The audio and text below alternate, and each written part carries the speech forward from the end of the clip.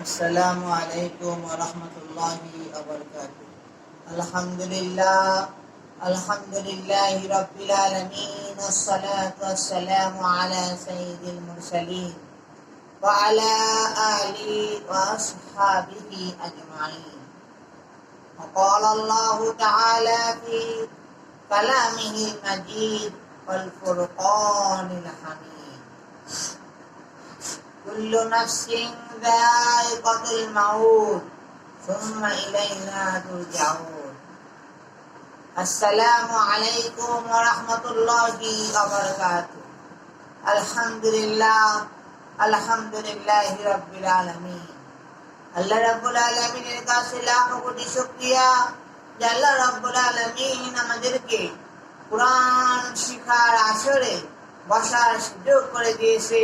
তার জন্য আমরা সবাই বলি আলহামদুলিল্লাহ। আমাদের প্রিয় নবী, সর্বশেষ ও সর্বশ্রেষ্ঠ নবী হযরত মুহাম্মদ সাল্লাল্লাহু আলাইহি ওয়াসাল্লামের প্রতি শত কোটি দুরূদ ও সালাম। তিনি সাল্লাল্লাহু আলাইহি ওয়াসাল্লাম ইমামুল মুরসালিন, খাতামান নবিয়্যিন, সর্বশেষ ও সর্বশ্রেষ্ঠ নবী, সিরাজাম মুনীরা। আমাদের নবী করিম সাল্লাল্লাহু আলাইহি সাল্লামের শেষ নবী, তারপরে আর কোন নবী আসবে না। তার প্রতি সালাম। আমরা সবাই বলি সাল্লাল্লাহু আলাইহি ওয়াসাল্লাম।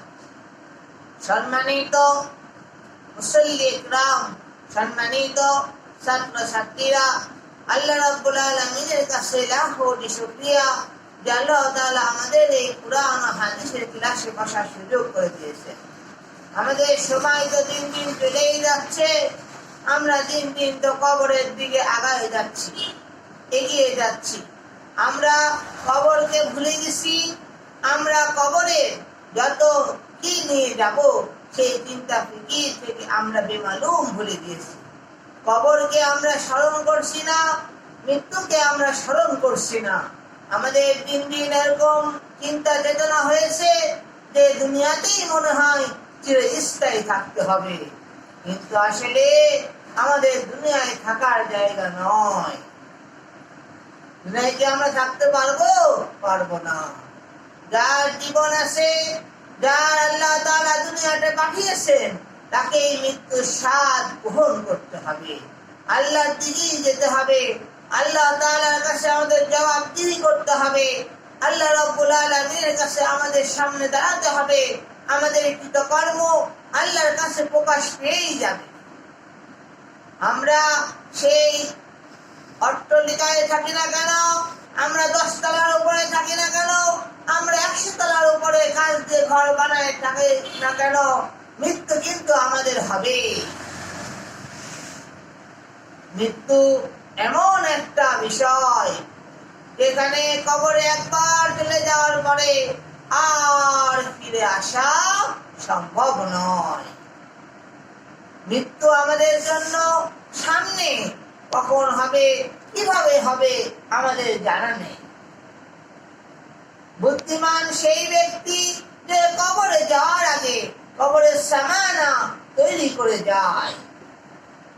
তাই আসুন আমরা নিজেরা কবরের সামানা তৈরি করি, নামাজ পড়ি, রোজা রাখি, দান করি, আল্লাহর হুকুম অনুযায়ী করি, হালালকে হালাল ও হারাম থেকে আমরা বিরত থাকি। কবরে আমাদের তো অন্ধকার ঘর, কবর তো আমাদের সাপ বিচ্ছুর ঘর, কবরে তো আগুনের ঘর। কিভাবে আমরা কবরে শান্তি পাবো, সেইভাবে আল্লাহ তাআলার কাছে আমরা পানাহ চাই। হে আল্লাহ, কবরে আযাব থেকে আপনি আমাদেরকে রক্ষা করুন।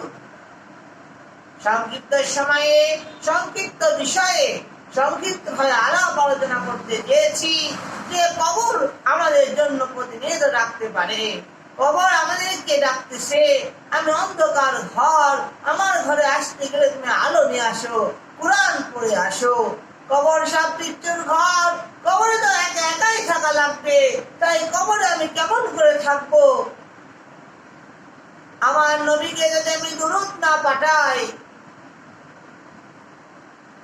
কবরের কথা যদি আমি স্মরণ করে আমি যদি ইমানের কাজ বেশি বেশি না করি, আল্লাহ তাআলা আমাদেরকে পাকড়াও করবে।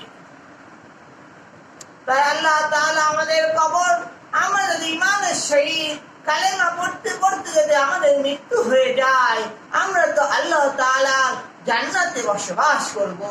কবরে আমাদের জন্য শান্তি আর শান্তি। আল্লাহর হুকুম মানলে আমাদের কবরে শান্তি আর শান্তি।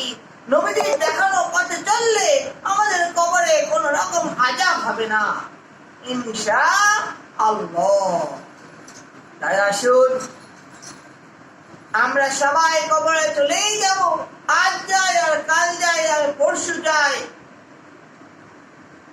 কবরকে সামনে রেখে, মৃত্যুকে সামনে রেখে আমাদের চলা ফেরা, আদব কায়দা সব কিছু যেন আল্লাহকে খুশি করতে পারি, নবীজির দেখানো মতন পথে চলতে পারি। আল্লাহ তাআলা আমাদেরকে তৌফিক দান করুক। ওমা তাওফিক ইল্লা বিল্লাহ।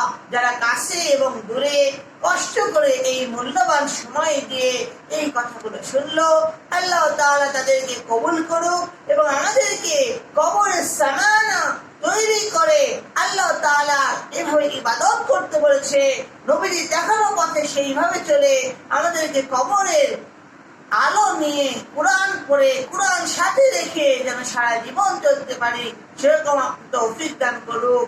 সবাইকে অনেক ধন্যবাদ। সুস্থতা কামনা করে আমি শেষ করছি। আসসালামু আলাইকুম ওয়া রাহমাতুল্লাহি ওয়া বারাকাতুহু।